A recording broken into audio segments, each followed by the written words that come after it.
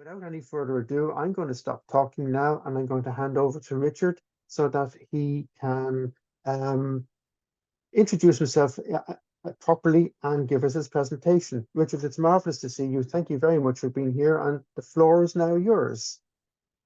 Thank you, Paul. Thank you very much for having me, and hello everyone around the world. I trust you can hear me okay, Paul? You can indeed, yes. Yes. Fantastic. Okay, yes. Yes, it's Saturday night here in Australia. I can hear the football on in the background, but it is very nice to be speaking to you. As Paul said, I got back from the 2-week trip to Zambia last night, but I promise I can stay awake. I thought what I would do is just give you a very brief history of how I got to where I am today, and then get into the pictures, which, give me plenty of opportunity to talk about what I do and how I do it.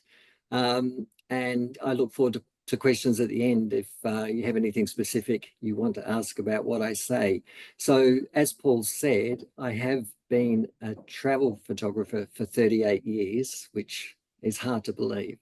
But even before that, I was in the industry for 5 years. I went straight out of school, went to college, but started work in a camera store because I got a camera when I was 16 from my parents.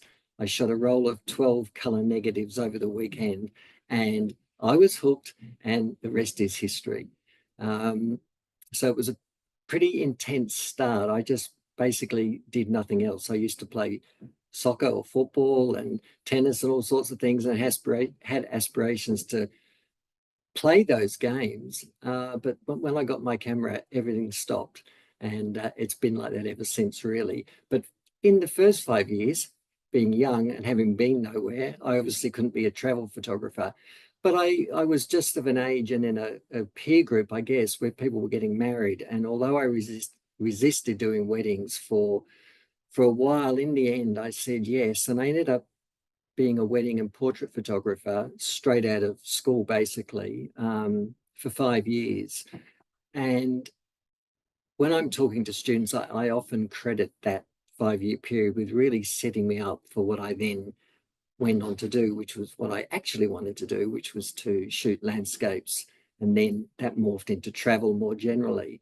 Because in that period, I learned how to run a business. I learned how to advertise, market, ask people for money, and then get money off them for the job, to value the work. And it was just a really fantastic setup. But I did set it up as a 5 year plan with the aim of what I thought at the time was shooting landscapes. And I started to travel. In that 5 years, I did my first overseas trip, a 7-month trip. I'm sure many of you have done this. This is the one where you go to way too many countries in way too short a time, and then you're supposed to come home and settle down. Well, I went for 7 months, absolutely loved it. And that's where this twin passions thing sort of came into play. And I thought, no, this is for me, traveling and taking pictures. So I came home. I was home for 2 years, and that 2 years, I absolutely focused on getting out of the portrait studio business that I'd set up. And I started to travel a lot in Australia, and I read an awful lot, and I looked at a lot of pictures. And by the time that 2 years was up, I was ready to leave Australia for 2 years. I look at that very first 7-month trip as an apprenticeship. Not many good pictures survived. I should say not many pictures survived into the good category from that first trip. A few did, but not many. But the second trip, which was 2 years, and it was just to Asia, was absolutely built and executed around building a collection of travel images with the idea of using them for stock photography, which was, a very common thing at the time. So at the end of that 2 years, including my Australian travels, I pretty much a very, very solid collection of images on Asia and Australia. And it was then that I came home and declared myself a travel photographer. And that's when I went knocking on doors, not many doors, but a few, and committed 100% to that. So I didn't take on any other work. I didn't go back and try and do weddings or portraits and actually earn some money. I just set about selling the collection that I'd built. and I knocked on 3 main doors here. One was an airline, which proved very successful until they went defunct. The Australians might remember Ansett Airways. I knocked on a company door called World Expeditions, who are an adventure travel company based in Sydney. And I'm still working with them 38 years later. And the main door I knocked on was Lonely Planet. And that was a very, very good door to knock on at the time. The timing was so perfect.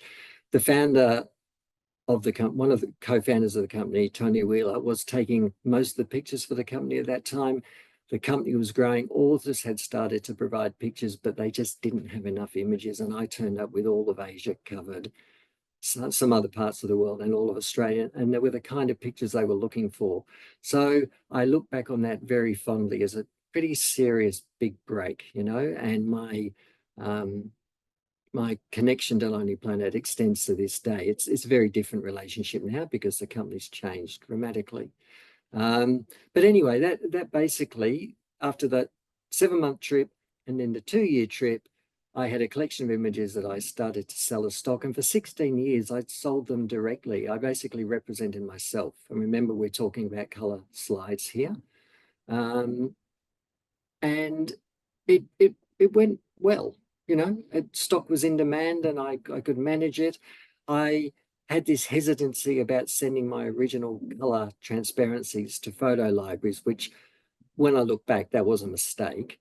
But that's just how I felt. I thought the pictures were too precious to send out, which of course I shouldn't have thought that from a commercial sense, but I did.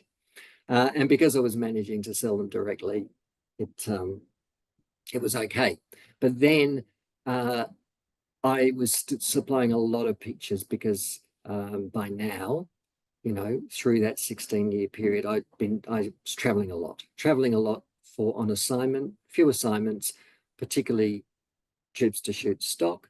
And Lonely Planet were buying a lot of my pictures and they were starting to look for other pictures. And they talked to me about setting up a business for them, which we called Lonely Planet Images, and it became a commercial photo library. At this point, Getty were getting established, Corbis were getting established, Robert Harding in England had a really good name, and we thought we could do something similar, but we started as a digital library. So we then proceeded to use my collection as the basis, and then I went out. I basically did this as a consultant, went out and tried to attract photographers and their images to the library. And it went really well, you know.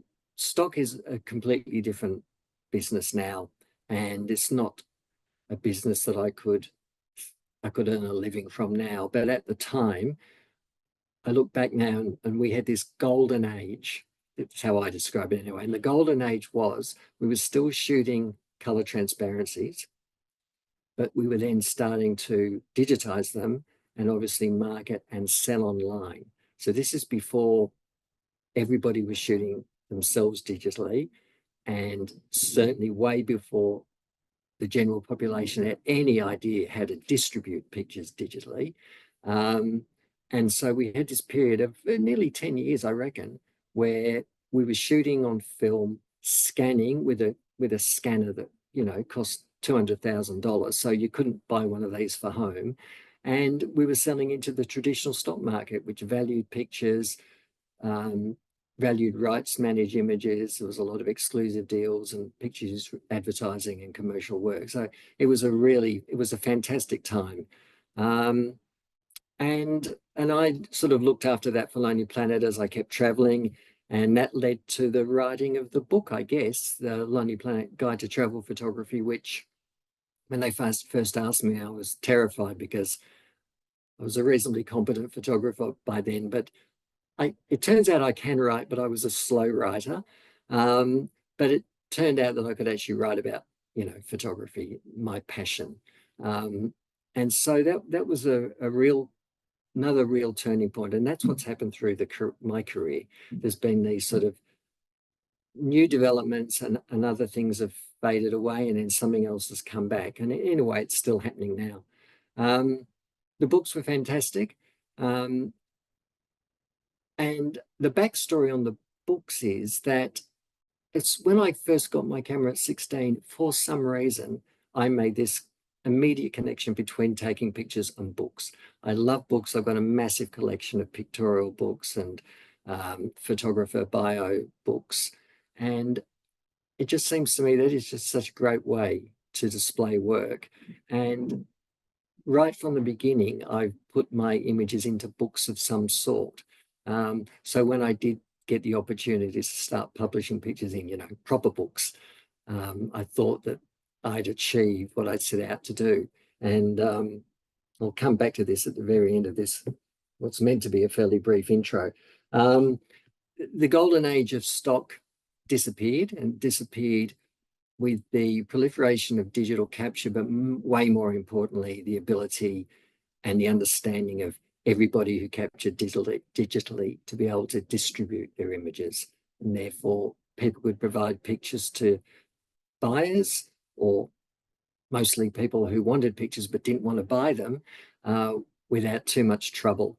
And so I'm sure some of you listening know the value of the images dropped.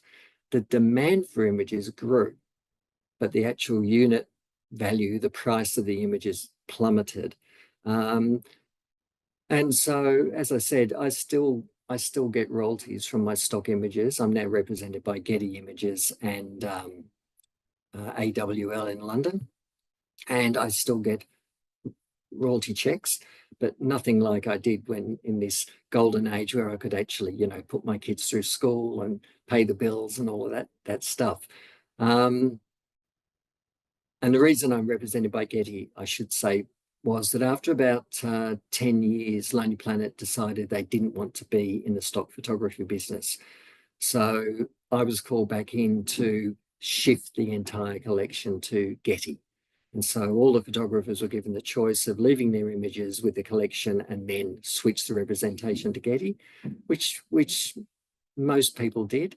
And it was quite a good decision, really, because at the time Getty were doing very well for photographers. But that was just a decision Lonely Planet made. The collection stayed together, went to Getty. It's still there as a sort of what they call a house collection. So that kind of ticks along, but it really wasn't enough anymore, as I said, to be earning a living. By now, the book had been published in several editions and multiple languages, and I'd run some workshops in Australia, but I then decided to make an effort with photography tours. And like a few photographers in my position with years of experience, this was kind of it was a good move, it suits me. I've always spoken about my work and teaching one way or the other, either informal or through formal workshops to lots of students. And so the photography tours are now the primary income really for what I do. And they've effectively replaced the stock income. And it's been great. I love them. I do about 5 international tours a year, and I do 3, 4 or 5 domestic ones, which is what I call them photo safaris, but they're just short. So that keeps me busy. And sort of to round this off, where I'm at now, towards the latter part of my career, I guess, I'm now really keen and I'm working really hard in bringing my pictures together in book form. So I've got various projects on the go, always have, but now after 38 years and with a very specific set of trips planned over the next 3 to 4 years, I'm actually bringing together 3 or 4 big book projects, which is I'm finding very satisfying, spending the time doing that and planning for that. And it's kind of, I feel like it's sort of full circle in terms of the way my career started and now getting towards the end. Not that I'm giving up yet, I should say, but I'm well aware that a lot of the stuff I do, I might not be able to do in a few years' time. So I am now going to attempt to share my screen, and I will show you some pictures, which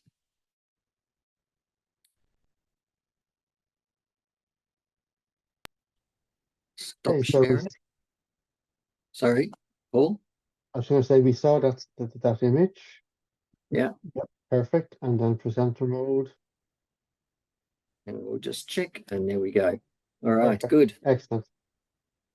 Okay, so I'll just talk a little bit more. So I refer to myself as a travel photographer, but I consider myself actually a documentary travel photographer.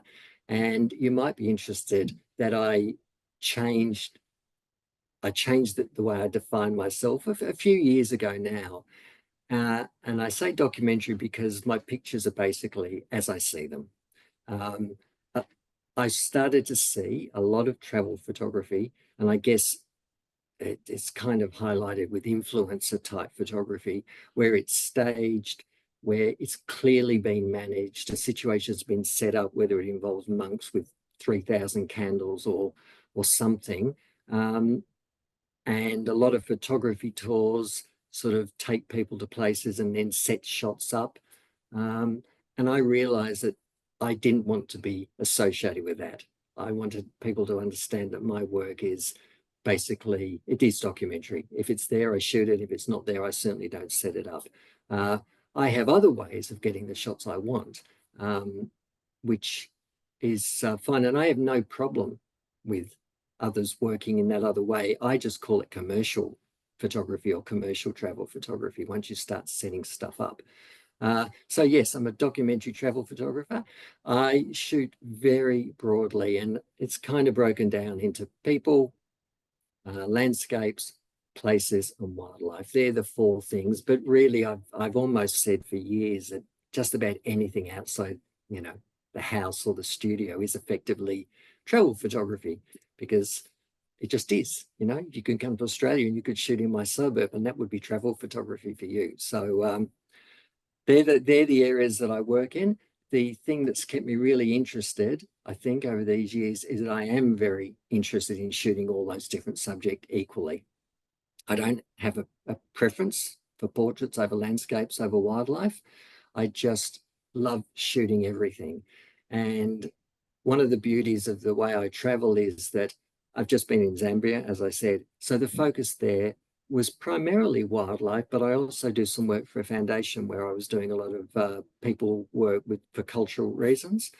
Um, but then other trips will just be wildlife with some landscape. The emphasis changes.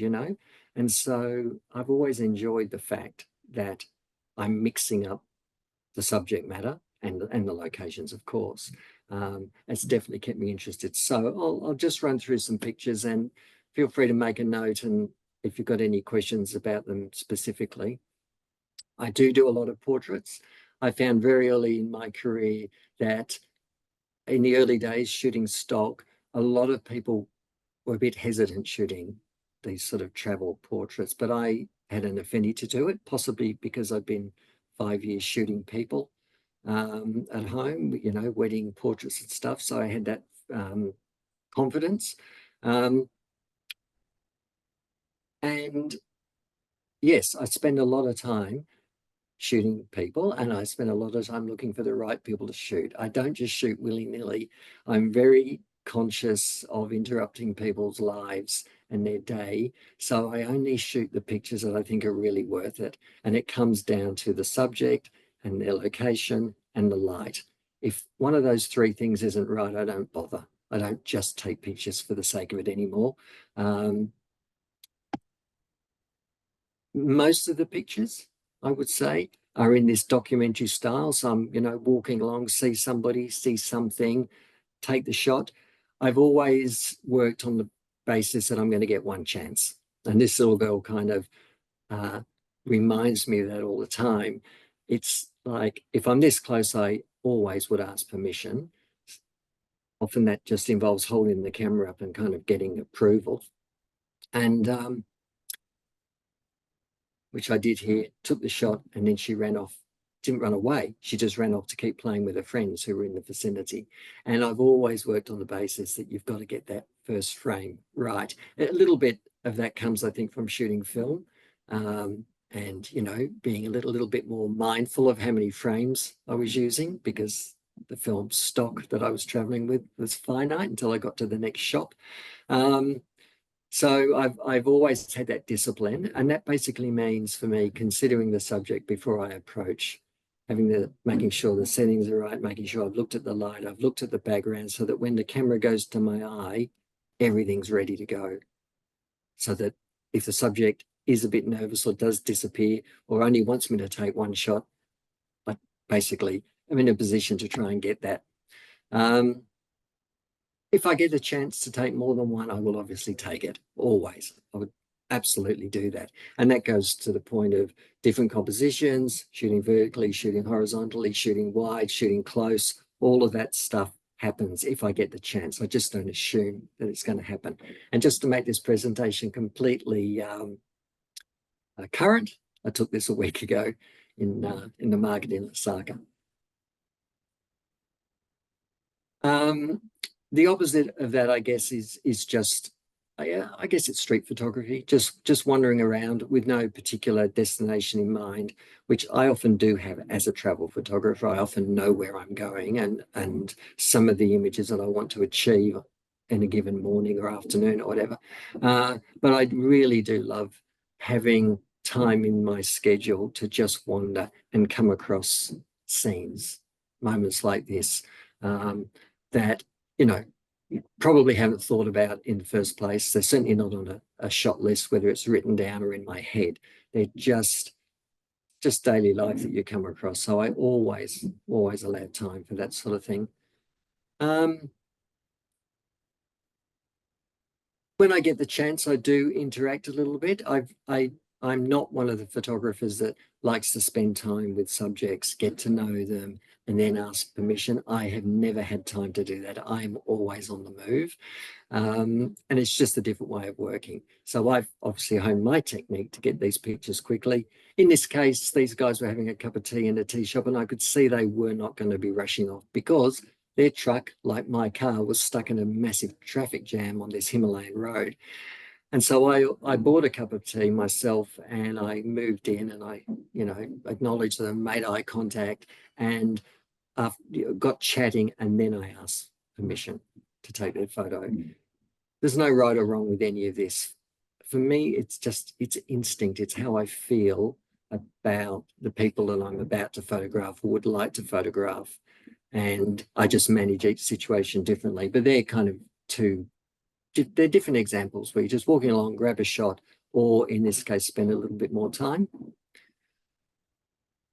Following my instinct has really underpinned a lot of this because I'm in cultures and I'm in places that I've never been to before, but I still have to deliver. That's how I look at it.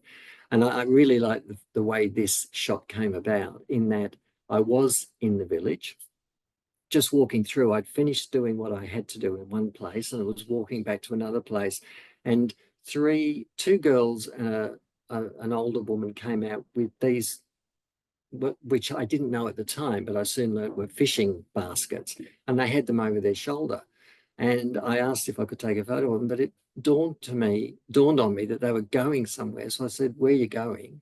And they were going to the river. They were going fishing. And I said, "Okay, can I come?" And they said yes. And I thought I was going to go down to the river and photograph 3 people doing a little bit of fishing. But when I got there, it was a completely huge community event where the women of the villages are allowed to fish on certain days. And when they do, they all fish together. And they all fish together to make sure that they're all doing the right thing and that the distribution of the fish is fair. So it became quite a scene that was quite unexpected. I'd actually never seen images of this before. So it was one of those things. And it doesn't matter what I had planned, which I would have, what I had planned got totally pushed into the background when I saw this scene unfold. So I spent the next hour or so with the women in the river fishing. Well, they were fishing. And I do love that. I love that serendipity of the travel experience, and obviously for me, the travel photography experience. The other type of image that I get is something like this, this image was pre-visualized. I call it pre-visualization. And in this context, this is an old pigeon house in Iran that's multi-levels, and all those little holes used to house pigeons. But and architecturally, it's really interesting. And when I'd stopped because it was architecturally interesting. But while I was there, a busload of schoolgirls turned up and totally took over the place. So it's multi-level, the stairs that go up, and the girls were going up and down the stairs. They were running around. These little verandas exist on all sides of the tower. And I was watching them and taking pictures. They were hanging over. But it occurred to me that if I could get a shot of one girl on her own, as opposed to 3 or 4 messing around and taking selfies and doing that kind of stuff, that I might have a fairly interesting picture. So I set the shot up composition wise and then waited, hoping that this in fact would eventuate. And I've been doing that. I can be very specific. I've been doing that since 1986 on my first trip to India. It was the first time that I saw a location and thought, if somebody moved through this location, I would have a shot that is much better for me than just an architectural shot. And I do love it when this comes off. And I will look for this opportunity on every trip. So I call it, it's pre-visualized in the sense that everything's set up, and then I'm just waiting for, in this case, turned out to be one young woman. And I call this the dynamic element. This is the part of the image that you can't plan if you work the way I work. You could set this up, absolutely. Then for me, that's a good example of what I would call commercial travel photography, where you're setting these things up. This actually happened. She came into the scene, she stood there for about 3 seconds, had a look and moved on. And I set these little challenges for myself because I love doing it. And so often the pictures are the unique ones. They're the ones that just stand out. All the other pictures in this place had groups of girls running around and having fun. But this, for me, summed up the day and the location perfectly. One of the big challenges as a travel photographer is that I'm often photographing very famous places and very famous locations where everyone who goes there wants to get a picture. Now, from a commercial sense, this is the job, right? This is what I've always done. I go to the Taj Mahal because I know that pictures of the Taj Mahal will sell, certainly used. And so I've always loved photographing the main destinations. I still do. But it is one of the great challenges, particularly now with digital capture and digital distribution and the plethora of pictures out there that are available for picture buyers. Many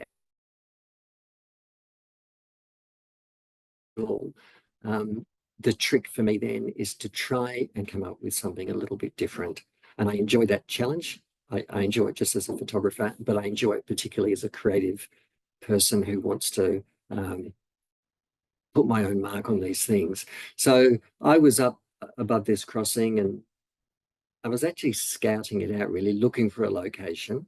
There are several, and intending to go back later in the day.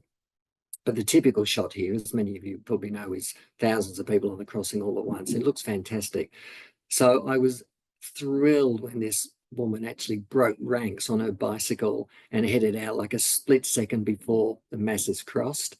And for me, that is what makes these things so satisfying. It's why I would wait. I would wait at a location for this just to see what happened. I certainly didn't plan this or think that this would happen, because someone going into intersection alone is pretty rare in Japan. For the big destinations like the Grand Canyon, when I'm shooting from an area that is easily accessible and everyone can go there, it comes down to light. All right, it comes down to getting an image that can't really be repeated, certainly not easily. And we're assuming now that composition is sorted, the technical stuff sorted, the composition, I can compose pictures okay, and then it comes down to the light that I shoot in. And I say it, I've always said it, you can't underestimate the power of light when it comes to creating not only interesting pictures, but more unique pictures. So to get this light on the Grand Canyon gave this image that little edge that, well, what can I say? For me, it just makes it worth waiting for. And yeah, I had to wait. And then I guess the other thing is with the big locations where, you know, everyone's going to go and be attempting to get their own great shots, is to try not to shoot the obvious. I will always shoot the obvious because in my world, the obvious shot, as long as it's executed perfectly and with great light, will still sell. But then from a creative point of view and to add depth to my collection, I will try and shoot images of these famous places with a not so obvious composition. Okay. And in this case, obviously, I've gone in tight and I've waited again for the dynamic elements, something to come into frame that isn't going to be there when the next photographer turns up, or even me next time I go, right? And in this case, it was a cyclist. So this is kind of, for me, this is the fun of what I do. Now, personally, I have always loved festivals. Even when I was just traveling alone, building my stock collection, I based nearly all of my trips around a key event, a big event, festival usually. And now with my photography tours, if they're cultural tours, they're usually built also around a festival because they are just fantastic. They are fantastic things to go to for photography because you're photographing culture at its usually at its most colorful and most intense, and people are really happy. People are happy to be photographed. They're always photographing themselves as well, and they create fantastic photographic challenges, particularly these really massive crowded ones, but it just adds depth to a collection on a country, not on its own, but in concert with landscapes and then the more traditional places and with the wildlife of the area. Festivals are superb. And I will commit a lot of time to them. Typically, I will shoot. I get there a few days before if I can, because quite often a lot of really great pictures come in the build-up. People are preparing and getting ready. And it also gives you a bit of a chance to scout locations before the most crowded days. But I will always try and get these wide shots to sort of set the scene and then coming close. The aim I've always had, and this has always been my stated aim, is that I'm trying to always shoot strong individual images, but quite often, particularly the cultural pictures, are part of a bigger story. So I'm thinking about shooting as a story. So shooting wide, shooting medium, shooting all the different aspects of the festival, close-ups of the items they might be using, if they're religious festivals, whatever. So I'm thinking of it as a story, but the pictures don't get into a story unless they're able to stand up in their own right as well. This was one of the most challenging things I've ever done. The Holi festival, the Festival of Colours in India, is an incredibly challenging photographic festival. I'm sure some of you have done it. You are a target for the powder and the water and the hands. But that's all part of the fun. You just have to manage it. Paul mentioned the Tales by Light series. This was shot on that. And it is definitely the most intense thing I've ever done because we were on this temple floor with buckets of water being thrown around and powder everywhere. And the women, this is a great part of the festival. The women rip the shirts off the men. They roll them up and then they beat the men with their shirts. And if you actually do watch Tales by Light, you'll see me being beaten by women with wet shirts at the end, which I can tell you hurts. But those challenging situations are absolutely brilliant. I just love putting myself into those situations, and the shots that potentially come out of them can be quite, well, in many cases, they've become my best shots. The Kumbh Mela in India is something it's a festival that's held every 12 years in one location, but it rotates through 4 locations. So every 3 years there's this massive gathering. If you want to go to the biggest gathering of humanity in the world, the next one's in January 2025. This was taken, well, 11 years ago now.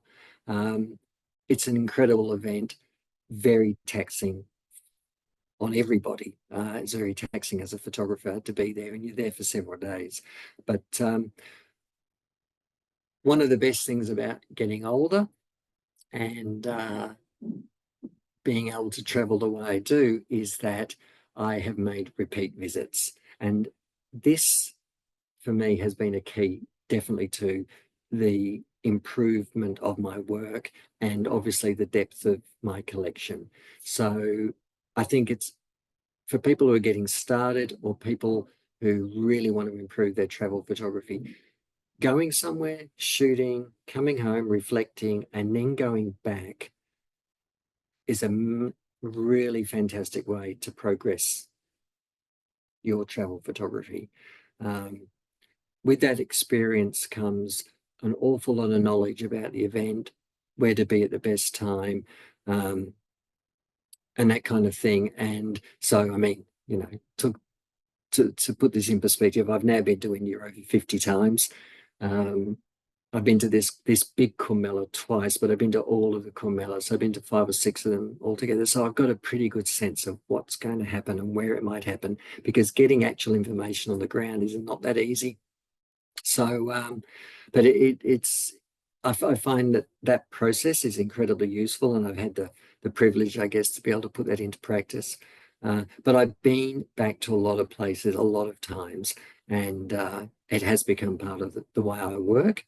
And the benefit, of course, is in, as I said, the depth and breadth of the collection, but also in the quality of the collection. This was also another shot taken from the taken during the Tales by Light filming. Again, I could not get at the time, I couldn't get any information on this festival. So when we got there, we asked and we found out what was going to happen. Quite often conflicting reports, because things can change year to year. But in the end, you just have to be out there and you just have to be ready for what you think might happen or for what you've been told will happen. And something like this, you know, it's over in about 10 minutes. So you kind of got to be ready, and you got to have your technique sorted. The other thing about my work is that, as I've said, I am just as passionate about people and landscapes. And so I will often have in a location a priority, because that's what the location's known for. So in this mountains, Hunshan Mountains in China, or Yellow Mountains, it's very famous for its landscapes. And I went there to shoot the landscapes. And so I did a lot of walking, looking at the different potential viewpoints and assessing which ones I would prioritize, which ones I would go back. But just due to the nature of my work, and I guess the way I think as a travel photographer, not just a landscape photographer, I'm very open to pictures that aren't sort of why I went there. So in this case, on one of the trails, there was a monk obviously praying. And I found that if you get too focused. Hello. Hello. Hello. No. Will I keep talking, Paul? Yes, I think you can indeed, Richard. Yes, go ahead. Yeah, good. Yes. Yeah, so I'm always looking and totally open to pictures that weren't necessarily what I thought I was coming for. And that's pretty important. This is another example. This is taken in the centre of Australia. I was there really to photograph Uluru, or Ayers Rock, as you might know it. And I was at my hotel, the lodge, when I saw this sandstorm. The wind came up and sand was being pushed through the air, and I could see in the distance that the Uluru Ayers Rock was being covered in dust. So I love these weather events. What I don't like is blue skies and sunshine. So the minute I saw this, I jumped in the car and I raced out there, and I got shots of the rock with in this sort of really weird light. And that was the main game. That's finished, and I was heading back, quite pleased with what I got, when all of a sudden the wind picked up again and it blew the dust through the desert across the road in front of me. And I ended up with this shot, which is the best shot from the session, which I really love, because although I got very good shots of the rock with the sand blowing about, it was this shot that I hadn't gone for that kind of came as a surprise. And there was this scene, well, I composed this scene, and the wind was pushing the sand, the light was right, and it was gone. I don't know, 30 seconds, I guess, as the sand blew through. They're the shots that I remember the most, and I certainly enjoy sharing the most. Part of the experience and knowing a place does help me prioritize. And I've been to Ladakh in northern India 11 times now. I've just finished a major book, which I'm now attempting to get published. So having knowledge of a place, in this case, I was trekking, but I could just tell as I was walking up a hill with these mountains behind me that this was effectively something that I would call a quintessential shot of this area. And they're reasonably hard to get because you do have to go fairly high altitude wise, and you have to be trekking. There are no roads up here. I've done a lot of aerials in this area, but they're taken from much higher. So when I first glanced over my shoulder and saw that these mountains were starting to reveal themselves in these layers, I just walked as fast as I could, and I just kept stopping every, I don't know, 100 meters or so, turning around and shooting, and then heading on until I got high enough that then I could just stop and wait for the clouds and the light to interact to give me this shadowy look on these rolling mountains. Now, the thing is, I was able to sort of put the pressure on myself to walk faster, walk higher, walk quicker, because I knew that this was a special moment, right? We had the atmosphere, we had the clouds happening. If this had just been a completely blue sky, I wouldn't have got this layering and these colors and the shadows. So just knowing that comes from experience. You know, if this was your first time in there, you might think, oh, it always looks like this, but it doesn't, trust me. So that's absolutely definite. And then you have these other moments where on a boat, an airboat, the storm was coming, and I love this mix of landscape and the wildlife element. I've got two dynamic elements here. I've got obviously the thunder or the rain cloud bursting, but then these ducks flying as well. And it's all happening just before sunset. So that for me is the absolute perfect combination of subject matter and light. Speaking of going back to places, through the years, I've tended to focus on various things. So I did a big book on India, which is why I went there so often. And so I dedicated a lot of my trips to India. I did the same with Nepal, and right now I'm doing it with Antarctica. So I've just come back from my 8th trip to Antarctica. There's 2 more scheduled, but I've got enough material now to complete a book that I started. And this is one way that I do work. The trips often just start kind of organically, or there might be an assignment, and I might not be thinking long term. But if I happen to go back once, twice, or 3 times, and then I get a sense that, hey, I'm starting to build a body of work here that could actually have some substance, I will then shift my priorities to making that destination, if you like, a goal for, say, a big project. Let's just say a book. So after three or 4 trips to Antarctica, I could see that I was well on the way. And so consequently, I made an effort to go back regularly. And after 8 trips, I put it together again. It's in early stages, but it's laid out. The photography is finished. I'm now up to the text bit, which takes a little bit longer. But I've always enjoyed that idea of bringing these subjects, these trips together, as I said earlier, into some sort of book form. Could be an exhibition as well. But at some point, I get enough material and I get an inkling that this is worth pursuing, and then I pursue it. And that's what I'm up to with Antarctica at the moment. And these sort of pictures, which are very important, there are about 2,000 other penguins in this general vicinity, but this pair broke away. And again, because I've been there so often, I was able to relax and not think I had to shoot every single penguin that was hanging around. Lots of possible shots here, but I could just see that at this particular point, the snow was falling, the background was perfect. There was a pair of penguins doing exactly the right thing. I basically spent the landing, which was 3 hours, once I'd come across this scene, and I spent the entire landing going after this shot. And that comes from the 2 elements, I think. One is having been before. So I'm confident that I've got other shots. Every shot isn't new. Every situation isn't new. And then also, I guess, having the confidence to just hone in on one potential great shot. I've really enjoyed that part of having a career that's now, into its 38th year. So I am doing a lot of wildlife these days. Some trips are wildlife focused. Quite often, wildlife might be the predominant sort of feature or the hook for the trip, but there'll always be cultural stuff as well.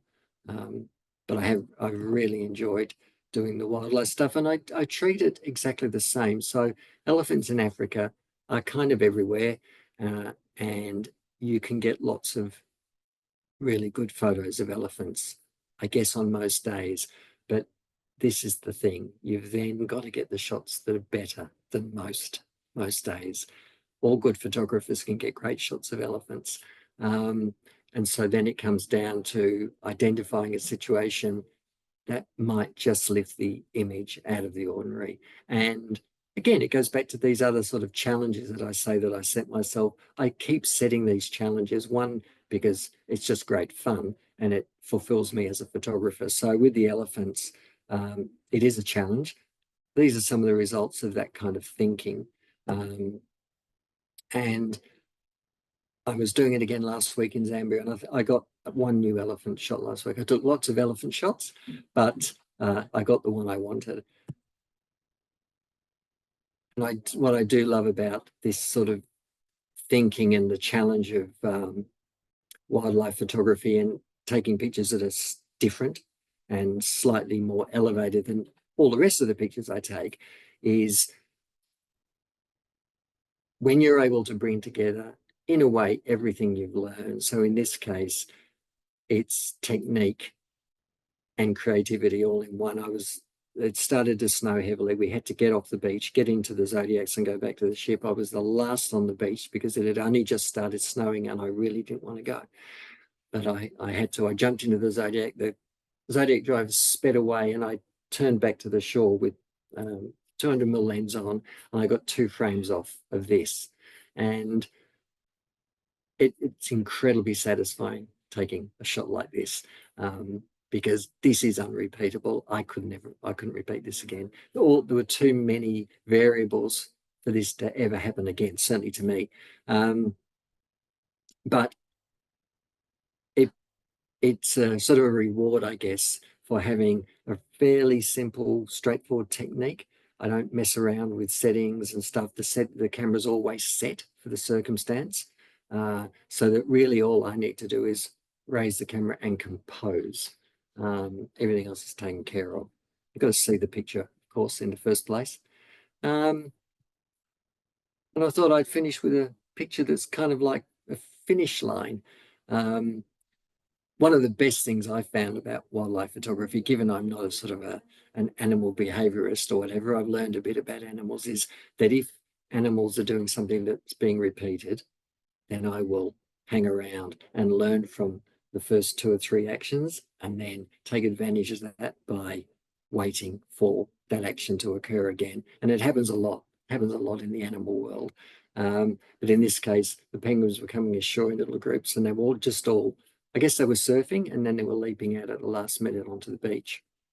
So I set myself the challenge of getting this shot because I could see it happening from a distance. I then walked down, got into position, and enjoyed doing this for about half an hour.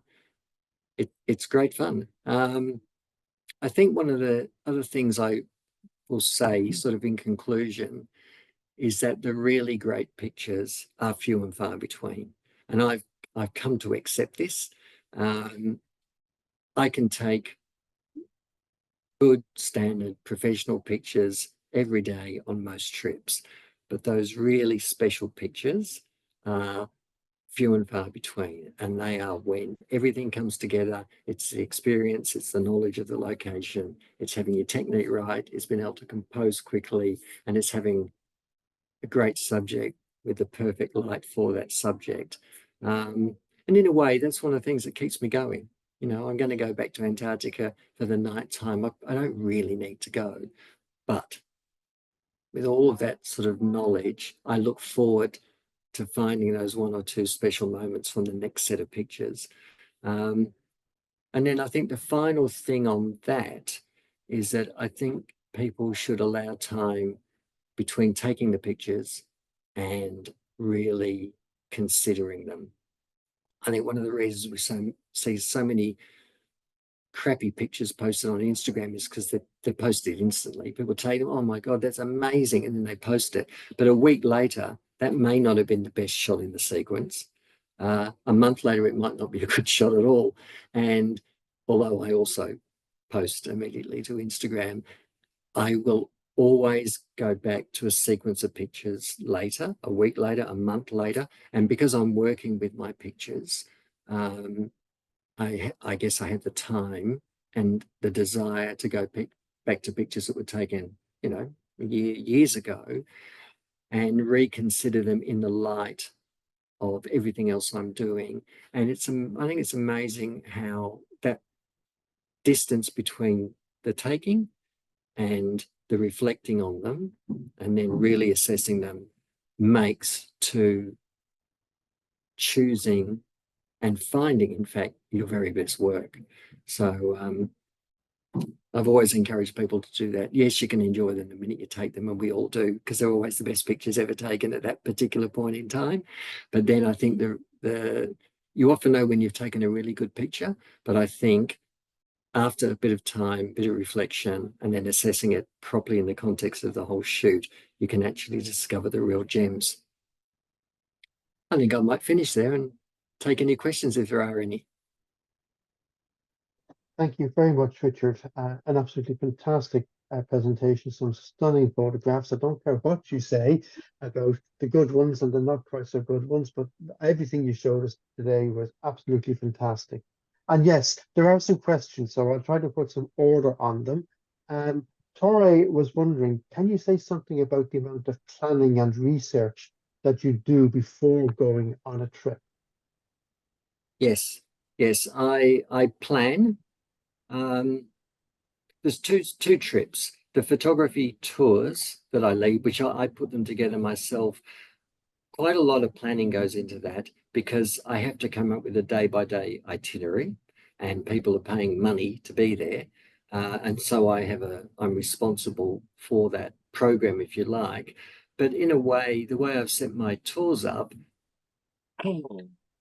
I set them up as though I was traveling alone to shoot for myself. So people are getting a sense of what my world as a travel photographer is like. So if you take that out of the equation, I'm just traveling for myself. I do a fair bit of research so that I maximize my time on the ground. And if I have one complaint about what I do is there's never enough time. And that's because I live a normal life as well. It might not sound like it sometimes or seem like it to some people, but all the trips are finite. They're finite. And normally there's somewhere to go after this day or day 2 or day 3. There's something else to do.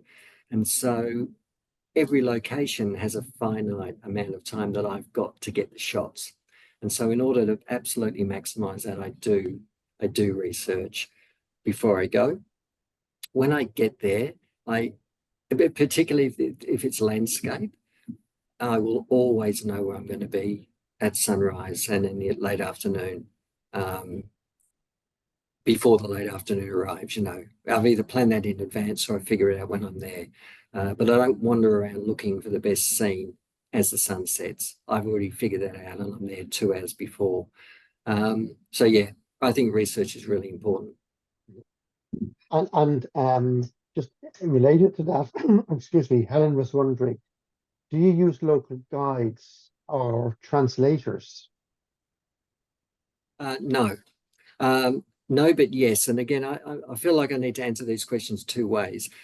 With the groups, we always have a local guide, always, and I think that's just sensible. Apart from the fact I need drivers, the local guides add an element to a trip that I can't. They know the culture and they can speak to cultural things, but historically, I've always traveled on my own. When I travel on my own, I travel on my own. I've never used fixers, and I've never used guides, and I've never used translators. I just wing it. And, because I speak English and because most of the world you can get by, been very fortunate in that sense. Possibly slightly arrogant, but if people can't speak to me in English, then I still survive and I can still manage.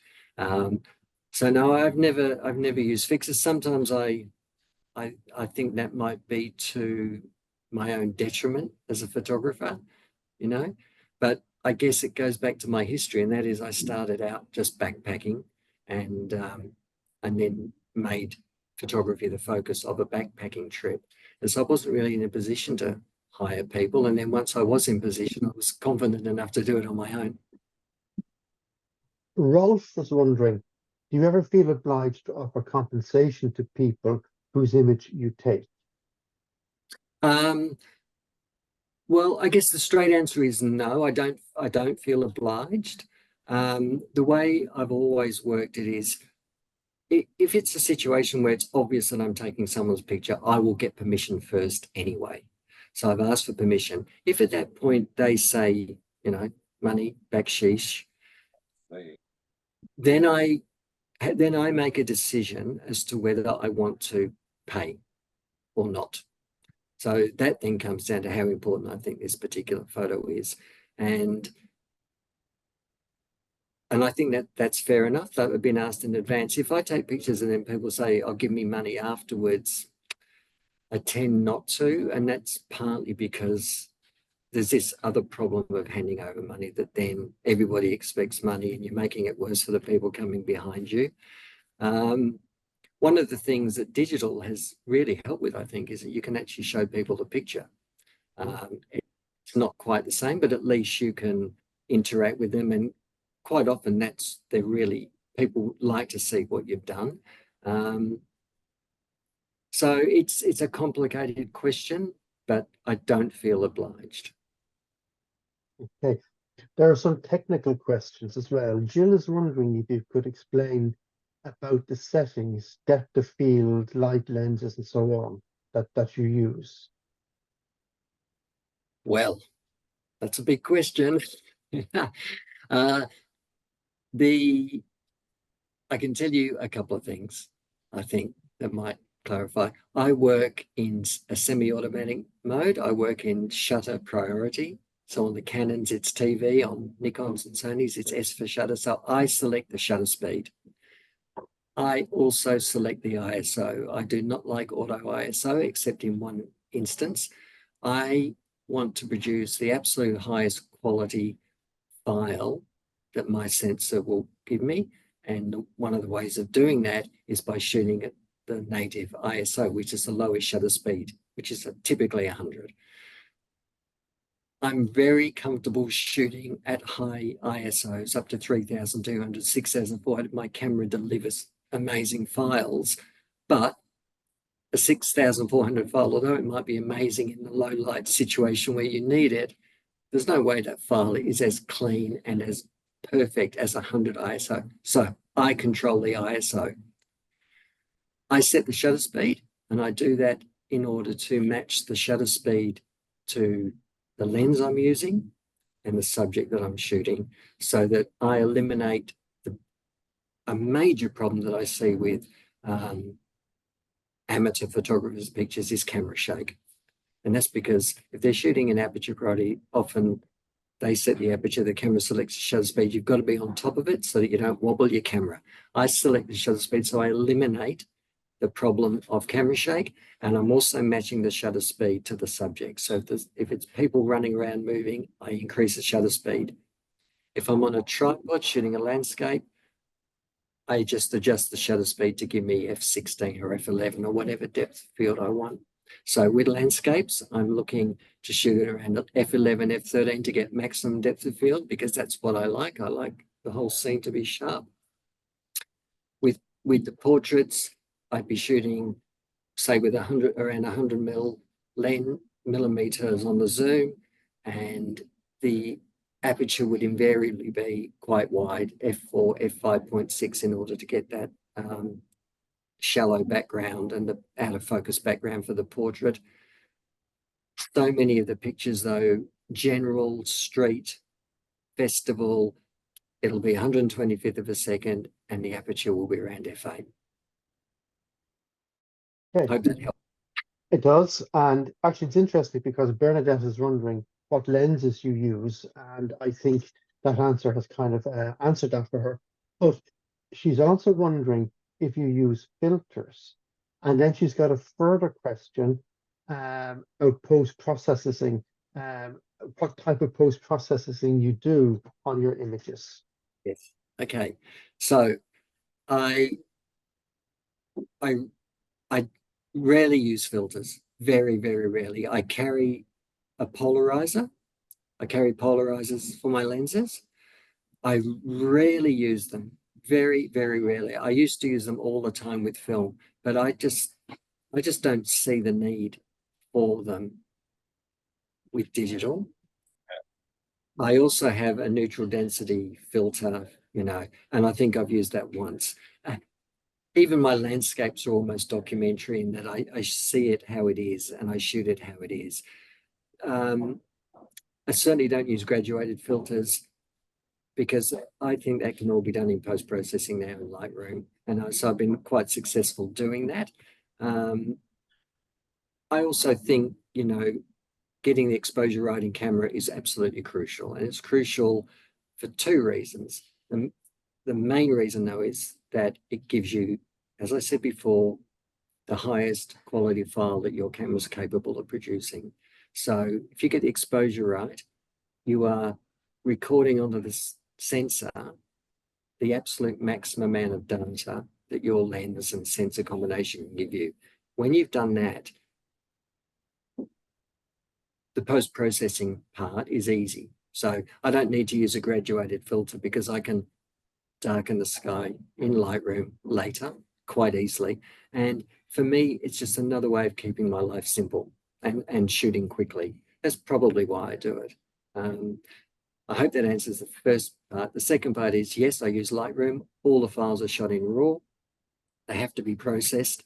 I absolutely love the control that digital capture allows, particularly when you've exposed properly and you've got all that data to work with. So I still, though, have the aim with my images of producing finished files that look like the scene that I shot, my memory of the scene or my interpretation of the scene.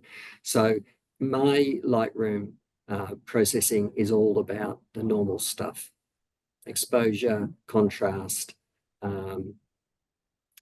saturation, color balance, all of those things. I certainly don't. I don't use Photoshop at all. I just use Lightroom to bring out everything that I captured and to make it look like it was. Okay, thank you. One final question before we finish up. It comes from Moya, and Moya is wondering, does your family ever go on the trips with you? Very good question. I'll just yes and no, of course. When my daughters were growing up, I traveled for a very, very strict 90 days a year, split up over the year. In that time, any longer trips, the girls would come. So my two daughters traveled extensively with me before they were 18. And that was absolutely the beauty of shooting stock. That is, it wasn't an assignment.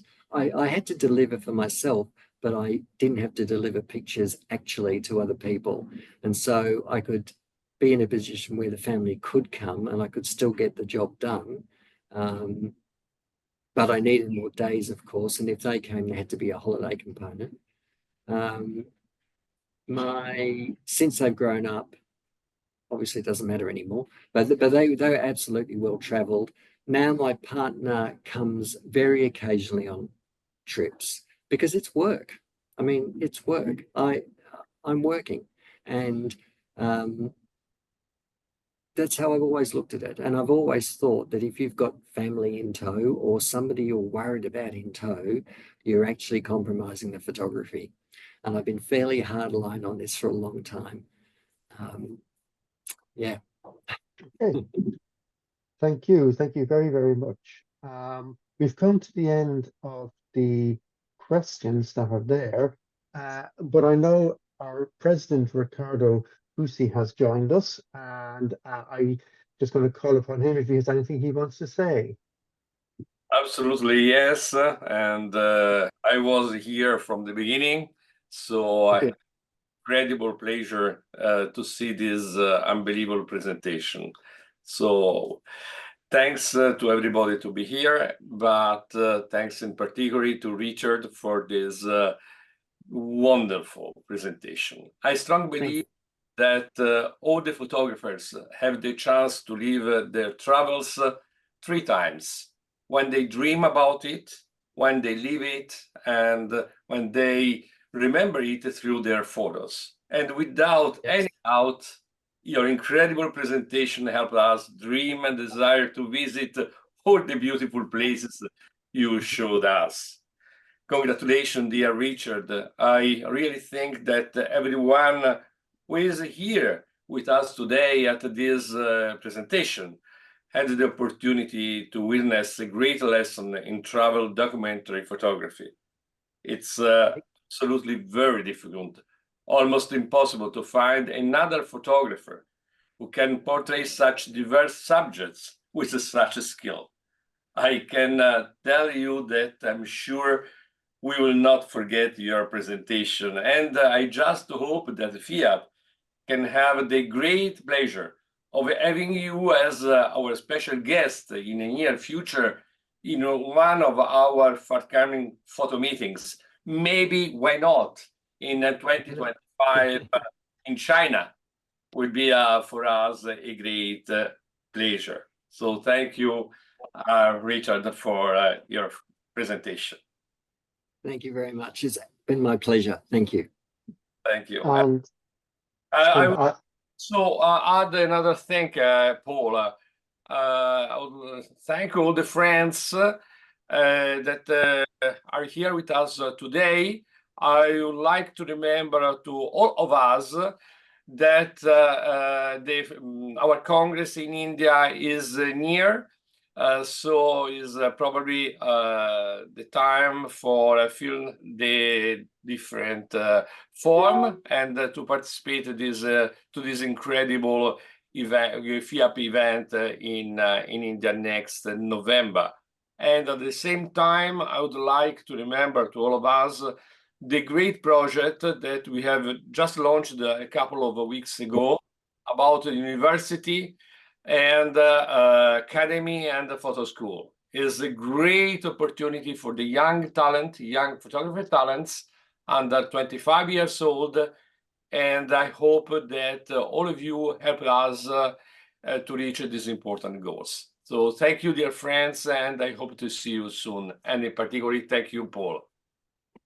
Thank you very, very much indeed, Ricardo. And for all our friends who are here, just to remind you that Ray has sent out the details to everybody on our mailing list about that university's project. So please review it. And if you know of anybody in your country who might be interested and who's eligible, please give them the information and encourage them to participate. And finally, before we say goodbye to you all, I'd just like to know about the next presentation that we're going to have from the FIAP Academy. It is a presentation that's going to happen on the 8th of July, which is a Monday, and it'll be in the evening time at 8 o'clock evening time. That's London time, so you need to figure that out for your own part of the world where you live. And it's a presentation by a photographer called Lisa Langell, and it's all going to be about two very interesting topics: bears in Alaska and cowboys in Arizona. So a very interesting combination of topics.